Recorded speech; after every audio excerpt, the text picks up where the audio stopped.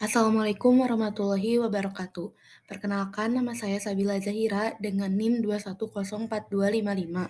Saya merupakan mahasiswa dari Prodi Pendidikan Teknik Bangunan. Di sini saya akan menjelaskan tentang pemasaran pendidikan dari mata kuliah Pengelolaan Pendidikan. Yang pertama ada pengertian pemasaran pendidikan.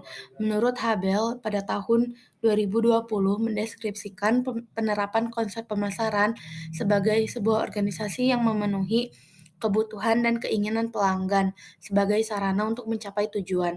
Dengan demikian, pemasaran pendidikan adalah salah satu jenis pemasaran yang mempromosikan konten pendidikan yang unggul dan berharga untuk membantu institusi ataupun masyarakat dalam memanfaatkannya. Konsep yang dianut dalam pemasaran pendidikan adalah pertanggungjawaban kepada masyarakat terhadap segala perilaku bisnisnya. Lalu ada beberapa alasan diperlukannya pemasaran pendidikan. Yang pertama, membantu membangun kepercayaan. Yang kedua, menciptakan kebutuhan untuk membeli produk pendidikan. Yang ketiga, membantu masyarakat dan orang lain mengenal bisnis kita.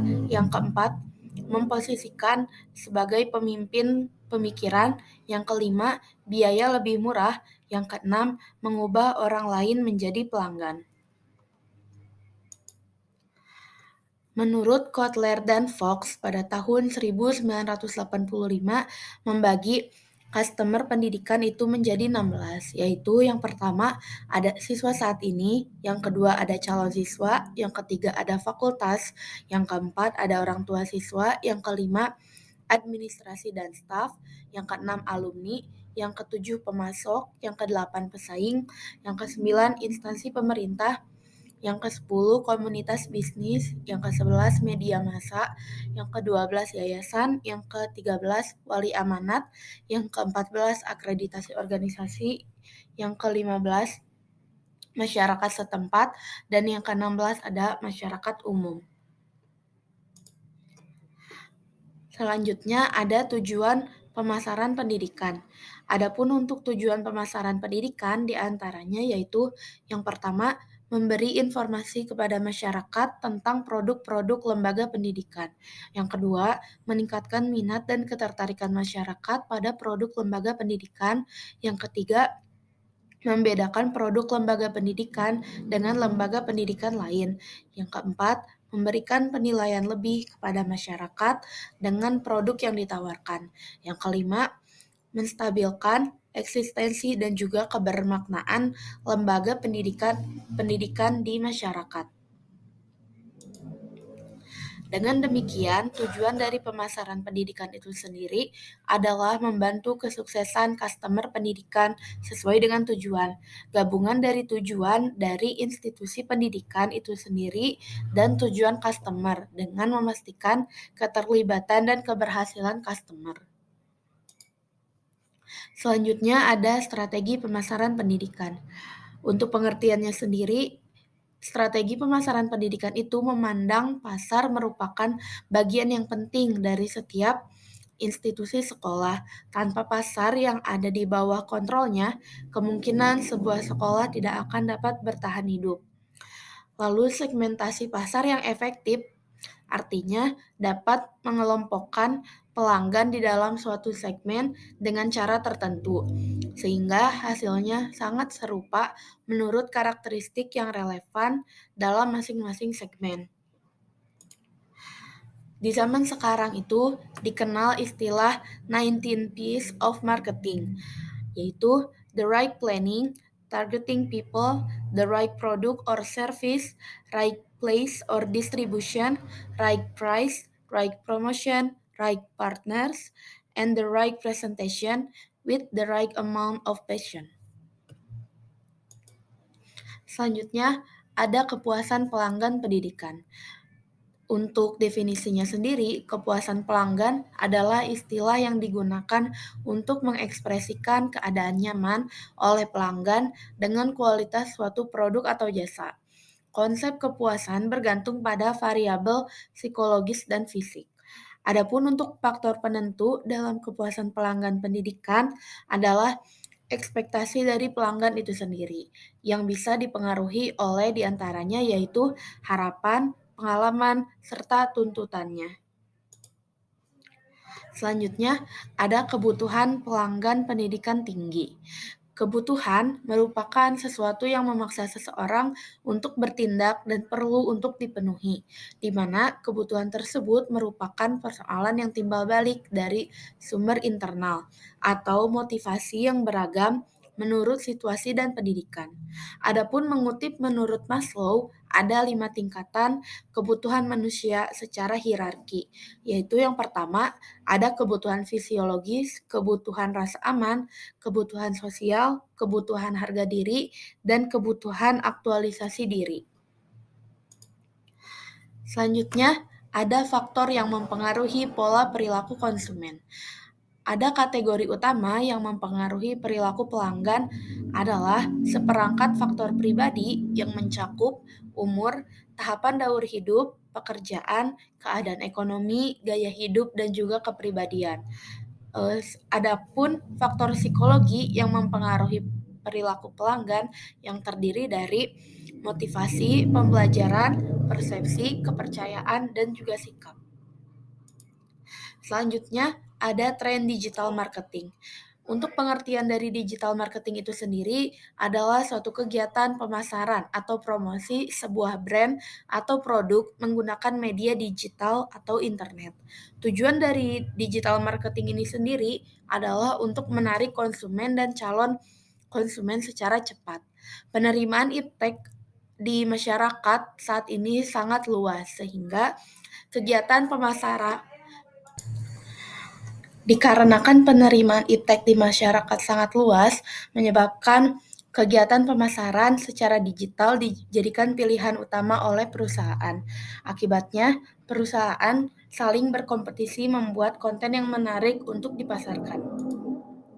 Di sisi lain, pemasaran mencakup semua kegiatan di pendidikan, termasuk satu sekolah. Ada suatu masa ketika sekolah tidak membutuhkan pemasaran karena mereka hanya mengandalkan reputasi dari mulut ke mulut. Sekolah yang tidak efektif memasarkan diri mereka untuk diabaikan oleh banyak orang tua milenial yang akan sangat tertarik dengan apa yang mereka tawarkan. Yang kedua, pemasaran untuk pendidikan tinggi. Pemasaran pendidikan dan pendidikan tinggi adalah pasangan yang dibuat yang sangat cocok. Perguruan tinggi dan universitas mendapatkan manfaat dari pemasaran untuk pendidikan tinggi karena membantu mereka meningkatkan merek dan mendorong pendaftaran. Siswa yang mendapat manfaat darinya karena pemasaran pendidikan tinggi membantu mereka membuat pilihan yang tepat ketika memilih jalur pendidikan mereka. Yang ketiga, ada digital untuk sektor pendidikan. Di dunia digital saat ini, strategi pemasaran tradisional tidak lagi cocok untuk pemasaran yang lebih mudah. Lembaga pendidikan harus merangkul digital jika mereka ingin menyampaikan pesan kepada halayak luas dengan cara yang hemat biaya. Yang keempat, media sosial untuk lembaga pendidikan. Orang tua dan siswa sama-sama dalam waktu lama di situs media sosial dan lembaga pendidikan harus hadir di situs web seperti Facebook, Twitter, dan Instagram untuk berinteraksi dengan mereka dan mempelajari lebih lanjut tentang keinginan dan harapan mereka. Yang kelima, promosi aplikasi pendidikan.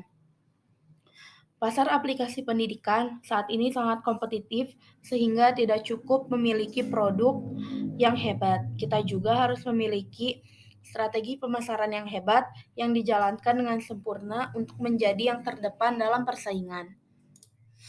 Selanjutnya, ada 7 strategi pemasaran pendidikan terbaik tahun 2021 mengutip dari internet. Di antaranya yaitu yang pertama, gunakan platform media sosial yang terhubung dengan audiens Anda. Sekarang ada sekitar 3,2 miliar pengguna media sosial di seluruh dunia, yang setara dengan sekitar 42% dari populasi. Platform media sosial seperti Facebook, Twitter, Instagram adalah yang paling populer di kalangan milenial, diikuti oleh Gen Z, Gen X, dan Baby Boomer. dan mereka sekarang menyediakan perbedaan cara bagaimana mereka dapat digunakan dalam pemasaran pendidikan tinggi. Yang kedua, sertakan iklan digital dalam anggaran pemasaran Anda. Periklanan digital menjadi cara yang sangat efektif untuk memasarkan layanan pendidikan, yang merupakan dari alasan mengapa iklan digital di seluruh dunia diperkirakan akan mencapai lebih dari 375 miliar US dollar pada tahun 2021. Yang ketiga, buat situs web ramah seluler dengan halaman arahan yang dioptimalkan. Sudah beberapa tahun sejak jumlah pengguna internet seluler melebihi jumlah orang yang mengakses internet dari komputer desktop dan laptop. Pada tahun 2020, jumlah pengguna ponsel cerdas di seluruh dunia mencapai 2,87 miliar, yang berarti bahwa tidak ada seseorang pun yang ingin sukses dalam pemasaran pendidikan mampu untuk tidak memiliki situs web yang ramah seluler dengan halaman arahan yang dioptimalkan.